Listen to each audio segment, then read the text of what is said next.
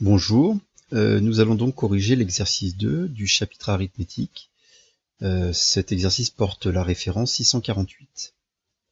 Donc on a une première question, on nous demande de lister les diviseurs des entiers 30, et enfin les 8 diviseurs de 30 et les 8 diviseurs de l'entier 24. Donc quand on veut lister les diviseurs d'un nombre, donc commençons par le nombre 30.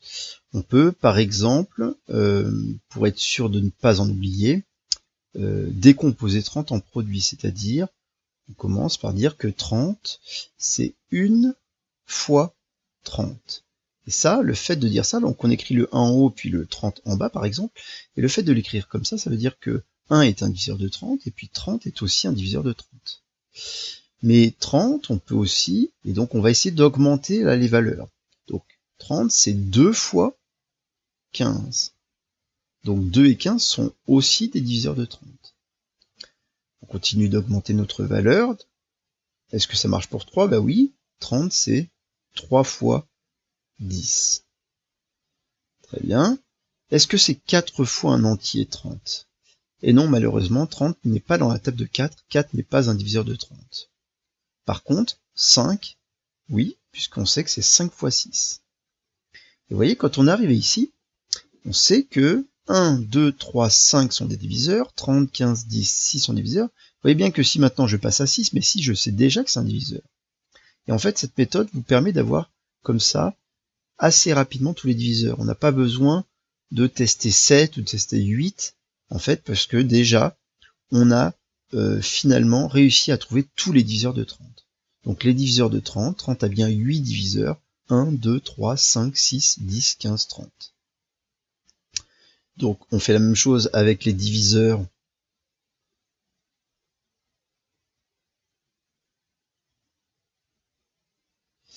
je vais faire les diviseurs de 24 de la même manière. Donc séparation. Donc les diviseurs de 24, donc on a 24, c'est donc 1 fois 24.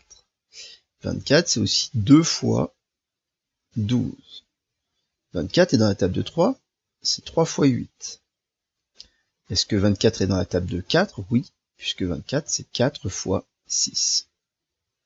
Est-ce que 24 est dans la table de 5? Non, 24 n'est pas divisible par 5. Et donc, 5 n'est pas un diviseur. Et vous voyez qu'on passe à 6. Et ça y est, on a les 8 diviseurs de 24. 1, 2, 3, 4, 6, 8, 12 et 24. On nous demande ensuite, en question B, quels sont les diviseurs communs aux entiers 30 et 24. Donc, ben là c'est facile, il suffit de regarder les nombres qui sont en commun dans la liste des diviseurs de 30 et de 24. Donc on s'aperçoit que on a 1, qui est un diviseur commun de 30 et de 24, 2, qui est un diviseur commun, 3, qui est un diviseur commun, 4 n'en est pas un, 5 non plus, 6 est un diviseur commun, et ça s'arrête là, tous les diviseurs suivants ne sont pas en commun. Donc, les diviseurs communs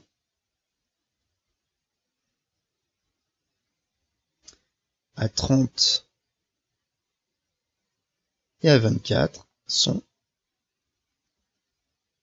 1, 2, 3 et 6. Voilà. Il y a une question petit 2, on nous demande d'écrire 30 sur 24, la fraction 30/24e, sous la forme d'une fraction irréductible. Alors, vous savez que pour simplifier une fraction, il suffit de diviser le numérateur et le dénominateur par un diviseur commun. Or, justement, 30 et 24, on connaît tous les diviseurs communs de 30 et de 24. Et donc, pour avoir une fraction irréductible, il ne faut pas diviser par n'importe quel diviseur commun, mais il faut diviser par le plus grand diviseur commun à 30 et à 24. Quel est le plus grand des diviseurs communs à 30 et à 24? C'est évidemment 6. Donc si je divise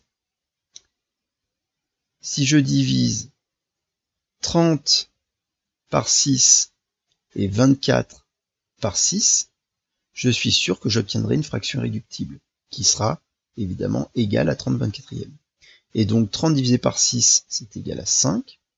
24 divisé par 6, c'est égal à 4. Donc la fraction 30/24e est égale à la fraction 5/4, et la fraction 5/4 est irréductible. 6 porte un nom, on appelle ça le PGCD, le plus grand diviseur commun de 30 et de 24. Et on peut écrire que 6, c'est le PGCD de 30 et de 24. Donc, trouver le PGCD de deux entiers permet de simplifier rapidement une fraction.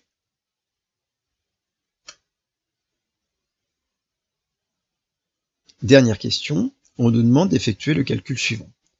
30/24e moins 3/4.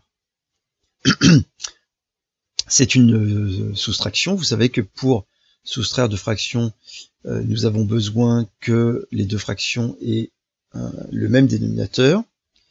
Mais, et donc on pourrait essayer de faire en sorte de mettre de transformer les fractions en fractions équivalentes afin qu'elles aient le même dénominateur.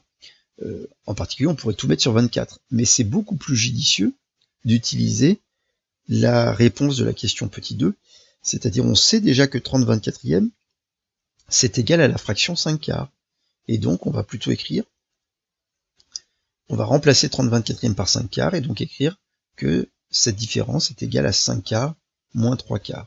Ça tombe bien puisque 5/4 et 3/4 ont le même dénominateur, donc on sait que ça c'est égal à 5 moins 3 sur 4, c'est-à-dire c'est égal à 2/4, qu'on peut simplifier. 2/4 on peut diviser en haut et en bas par 2, c'est ces deux nombres pairs, et donc ça nous donne la fraction 1/2. 30/24e moins 3/4, c'est égal à 1/2. Voilà pour cet exercice 2. Au revoir.